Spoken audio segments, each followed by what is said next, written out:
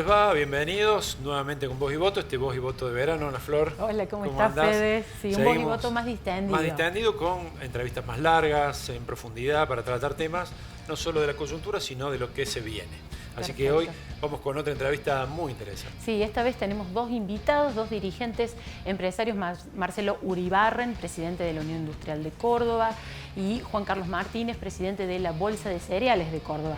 Ellos nos van a hablar de un movimiento muy interesante que se está armando entre las entidades empresarias. Cómo están constituyendo una voz a nivel del interior, por lo menos, tratando de incidir en la política nacional, en lo económico.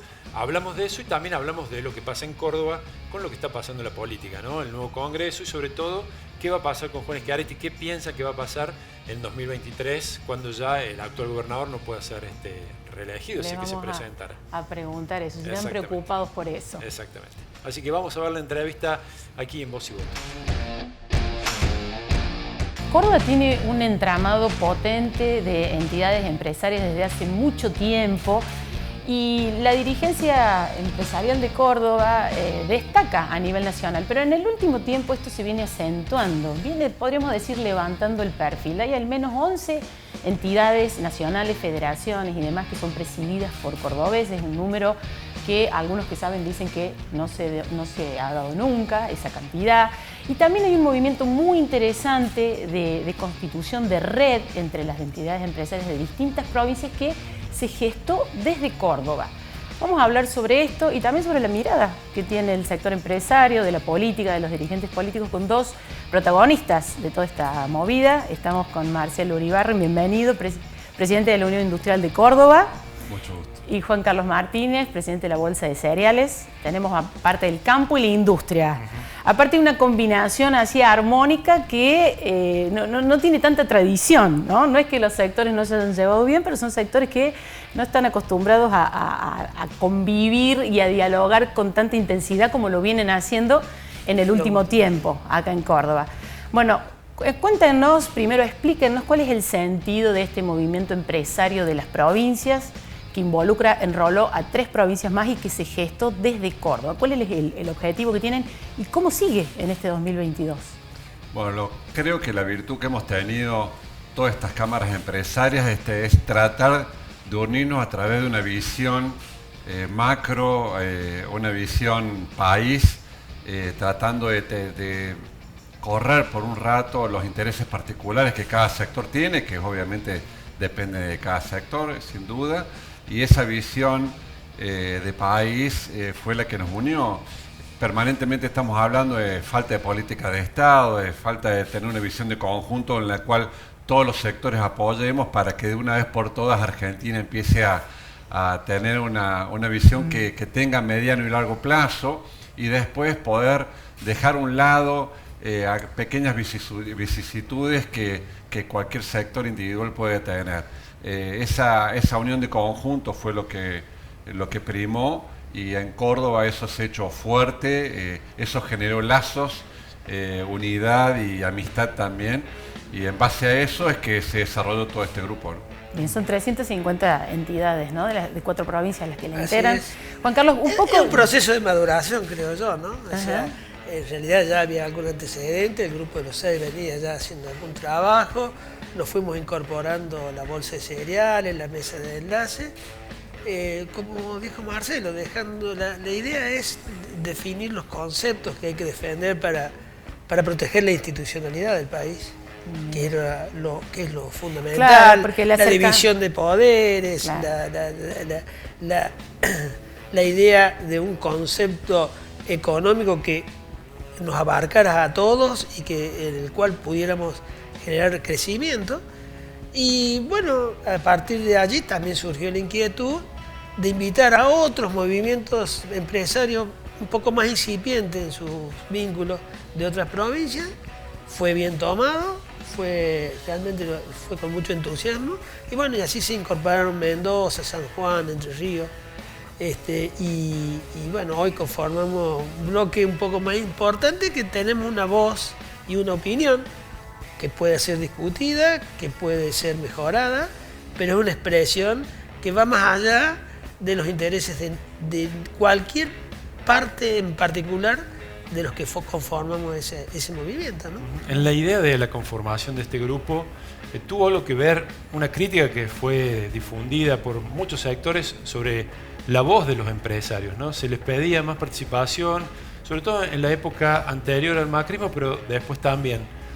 ¿Cómo toman esa visión ustedes? ¿Creen que les faltó levantar más la voz en algún momento y por eso ahora terminan conformando este grupo? Bueno, yo creo que, como siempre pasa, nos termina uniendo el espanto. Hemos visto que en la primera reunión que tuvimos fue Vicentín, justamente, claro, ¿no? Con la posible expropiación de Vicentín. Eso sentíamos que, bueno, cuando uno habla de inversión privada y que los elementos que fomentan la inversión privada es la seguridad jurídica, la confianza, en ese aspecto la seguridad jurídica está vulnerada y entonces nos unimos para ese tema, para tratar ese tema en particular, pero también esto de que desde hace décadas no tenemos una hoja de ruta, los empresarios, que tenemos que tener sí o sí una visión de largo plazo, y esa hoja de ruta nunca la hemos tenido. Acá es que nosotros hablamos con empresas del resto del mundo y nos dicen cómo se puede vivir con un 50% de inflación permanente, y sin esa hoja de ruta que necesitamos para después, cuando uno pone la inversión, saber que esa inversión va a redituar en determinado tiempo. Eso nosotros hoy no lo podemos medir. Entonces creemos que esa búsqueda nos generó esta unión y que permite tratar de algo que yo creo que es un concepto fundamental. Permanentemente le estamos reclamando a la política nacional consenso sobre cuestiones básicas que todos apoyemos para que de una vez por todas Argentina empiece a tener ese camino, ¿no? Ahora, ¿qué pasa si hacemos al revés? ¿Qué pasa si el consenso lo hacemos los empresarios? Porque en realidad nos quejamos de la política, pero tampoco el empresariado nacional lo ha hecho. Entonces, esto sería un ejemplo extraordinario, ¿no? Tener la capacidad de generar consensos muy fuertes en todo el circuito productivo nacional y en base a eso mostrarles a la política de que esto realmente es posible. Ahí abro un paréntesis. ¿Por qué en el caso del campo, bueno, ha tenido una experiencia diferente quizás como el empresario y los industriales, por qué hasta Vicentín no se había dado esto, digamos? ¿Por qué tuvo que pasar tanto tiempo con muchos conflictos para una unión tan grande como la que venían más en Yo su creo sector, que el tema de Vicentín, más allá que tenga el nombre de sector, una empresa en particular, es el concepto que estaba vinculado a una expropiación de una empresa, no importa cuál fuere, pero era un avance sobre la propiedad privada, y vulnerando aspectos jurídicos elementales. Yo creo que eso marcó una línea, decir, che, pero no podemos seguir con este estado de amenazas permanentes, y nos unió a esa situación de defender lo que viene por detrás. Pero, insisto, creo que ya había algún proceso de maduración y esto fue la gota que nos dijo, che, pongámonos en camino porque si no, esto se puede complicar mucho. Y hemos comprendido, creo que los empresarios, que en este esquema y en esta situación de país nos tenemos que salvar entre todos, y que para ello es fundamental la confianza. Para que haya confianza en todos los estamentos, es muy importante tener la previsibilidad, las reglas claras y que sean realmente perdurables en el tiempo. Ustedes fíjense, por hablar del sector agrícola, el productor siembra y no sabe qué escenario va a tener al momento de la cosecha, no sabe cuál va a ser su costo impositivo, cuál va a ser sus ventajas, cuál va a ser el escenario comercial en que se va a encontrar, si va a haber apertura o no a las exportaciones, si va a haber medidas restrictivas que afectan el precio, en definitiva, que afectan el precio, que afectan la rentabilidad, y además este esquema que por momento parece naturalizarse de un sistema impositivo altamente ineficiente e inequitativo que sobre el cual es necesario trabajar para dar ese estado de confianza. Son sectores que están llamados a desarrollar la posibilidad de invertir, pero no se puede invertir si no hay una regla clara y sostenida en el tiempo. ni en este país ni en ningún otro país. ¿Y cómo va a seguir esto en el 2022? ¿Piensan sumar? ¿Hay negociaciones abiertas con la provincia de Buenos Aires, con Santa Fe, para sumarlas a este movimiento de las provincias, empresarios de las provincias? ¿Cuál es el camino? ¿Y cuál es la agenda fundamental que van a impulsar? En la última reunión que tuvimos, quedamos en lo siguiente. Nosotros iniciamos conversaciones con Santa Fe y con Buenos Aires. Es difícil encontrar esta unanimidad que hemos encontrado en Córdoba y en estas otras 3 provincias, pero sí sabemos también de que hay un gran porcentaje de cámaras y de empresas que apoyan esta idea, que es una idea que no tiene el sentido de la política partidaria. Queremos aclarar eso porque no es un tema menor.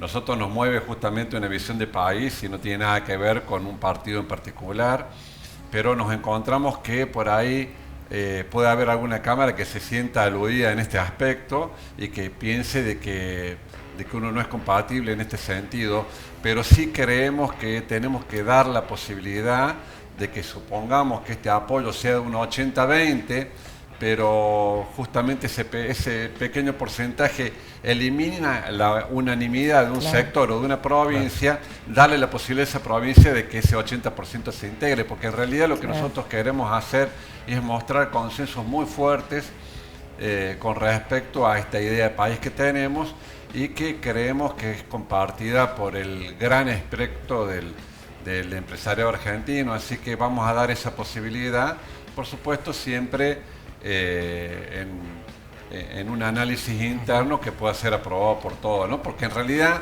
acá no hay un presidente, no hay una comisión directiva, sino que es un foro de empresas, ¿no es cierto?, en la cual se debate y la unanimidad siempre tiene que ser completa, ¿no? ¿Y qué distingue a Córdoba de las demás provincias? Recién remarcaba que es difícil encontrar la unanimidad que tiene la provincia a nivel empresarial, en el campo, en la industria. ¿Qué es lo que hace la diferencia con relación a Mendoza, Santa Fe, Buenos Aires? ¿Qué sé yo? Porque somos cordobeses. Esto que acabas de plantear lo destacan en general. A mí me sorprende. Nos hemos criado en este estado de intentar dialogar y de intentar crecer en conjunto. Creo que los cordobeses llevamos esa gimnasia desde un tiempo y se va profundizando en algunos aspectos. Y a nosotros nos parece, o al menos a mí, me parece muy natural ese estado de vínculo y de compromiso que asumimos entre todos.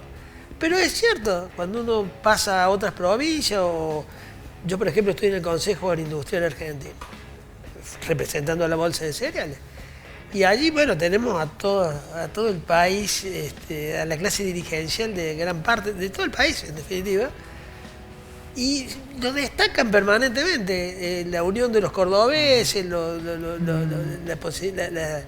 la actitud de diálogo y de compromiso. Hay una por qué? cuestión, no lo sé. Hay No sé si es genético. Y hay una cuestión muy sana en las entidades empresarias que por ahí no se da quizás en otros, pensando en el gremialismo, que es el recambio en las direcciones, ¿no? Es difícil encontrar un dirigente que se eternice en una cámara. Quizás hay dirigentes que resultan muy representativos y bueno, y se les solicita que sigan y sigan. Pueden hacer 2 periodos, pero en general hay recambio, hay relevo. Hay gente que está interesada en tomar esa posta, hay gente joven participando. Eso se ve mucho en las entidades. Fíjense, estoy pensando en este tema. Las cámaras empresarias en Córdoba tienen un muy buen vínculo con la provincia de Córdoba, que es de un partido político, pero también tienen muy buen vínculo con la oposición. Eso yo no sé si eso se da en otras provincias, porque en realidad la visión que se tiene, vuelvo al tema de que no es de política partidaria, y eso creo que seguramente es a tener en cuenta, ¿no es cierto?, a la hora de que por qué se arma este vínculo entre cámaras y esta relación en el pensamiento. Yo creo que eso también tiene que haber influido, ¿no? Las relaciones no son de partidos, sino de política, y la política provincial ha logrado de que tenga el apoyo de las cámaras empresarias y hay un vínculo también con la oposición que también sabemos que es sólido. O sea que en realidad creemos que nos mueven los proyectos más que la particularidad del partido, entonces creo que eso es muy sano. Es muy sano y exigente también para la política de Córdoba, ¿no? Que tiene que saber de que hay cosas que no se dan por entendidas, sino que en realidad hay que trabajar para que se consigan. Entonces, en ese aspecto es una unión fuerte, pero exigente al mismo tiempo, ¿no? Y en esa unión y en el vínculo que tienen, mencionó la inflación, por ejemplo, como un problema. ¿Qué otros problemas están avisorando a futuro, en el corto plazo, para las empresas, para el campo, en un país como Argentina, que tiene que afrontar ahora, bueno, por ejemplo, un acuerdo con el Fondo Monetario Internacional? Claro. ¿Qué están viendo hoy a corto plazo, digamos?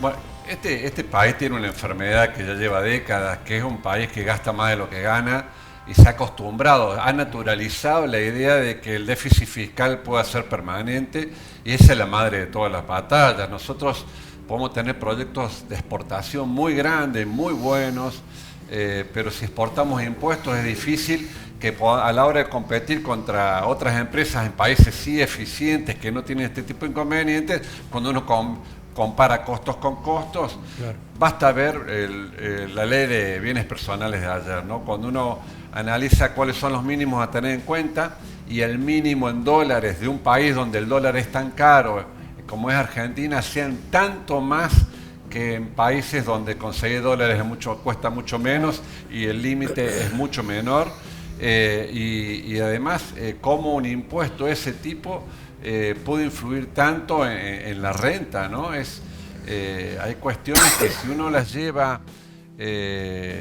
hacia afuera, pareciera que esa comparación no debería darse, cuando es justamente en un país que se precie ser exportador. Uno tiene que compararse con la competencia, y eso es algo que deberíamos mirarnos en todos los espejos que nos muestra el mundo permanentemente, que además es un mundo que evoluciona rápidamente y que nosotros por estos problemas hemos perdido esa capacidad. Sí. Creo que lo que nos debemos es diseñar un país que promueva la producción, la generación de riqueza. Nosotros exportamos mucho y básicamente exportamos con poco valor agregado. Claro. Y nosotros ahí tenemos una chance enorme de crecer, pero lo impide la estructura impositiva que hoy nos corona y nos manda, porque es una estructura impositiva que está concebida como para sacarle a los que producen, para que el Estado, conforme a su criterio, distribuya la riqueza. Y a mí me parece que sería mucho más sano que dejáramos más, que le diéramos la posibilidad de crecimiento de la economía real, que se crearan empleos genuinos, que el dinero circulara entre el sector privado de manera tal que se pueda propender al crecimiento verdadero de la economía, con estándares de calidad y con estándares de empleo realmente razonables. Creo que es primero que es una especie de droga, digamos, ¿no? El Estado captura y nunca captura lo suficiente. Además, creo que el Estado no logra tener eficiencia en la administración de lo que captura, de manera tal que los subsidios que pretenden resolver el problema de falta de ingresos de un vasto sector llegan de manera muy reducida. Hay estudios que dicen que de lo que se destina a subsidios no llega ni al 25% a la clase que lo necesita. Y se empiezan a presentar un montón de subsidios cruzados, muchos de los cuales son muy objetables. Hoy, por estos días, todo el mundo sale de vacaciones con el previaje, y el previaje, por ejemplo, es un beneficio para sectores, que en muchos casos es para sectores que no lo necesitan. El mismo Guzmán planteó a principio de año hacer una segmentación de subsidios, porque había personas que podían afrontar el pago, y sin embargo el gobierno no quiso. Bueno, son debates que se darán, supongo, ahora en la segunda etapa del gobierno. Por este concepto que se tiene de que el Estado es el que define a quién le da y a quién no le da. Y nosotros tenemos que funcionar, creo yo, con un Estado mucho más reducido, menos intervencionista, donde la economía pueda fluir de manera natural. Bien. Les vamos a pedir, ahora vamos a hacer una pequeña pausa, ya seguimos charlando, nos vamos a un corte y ya volvemos.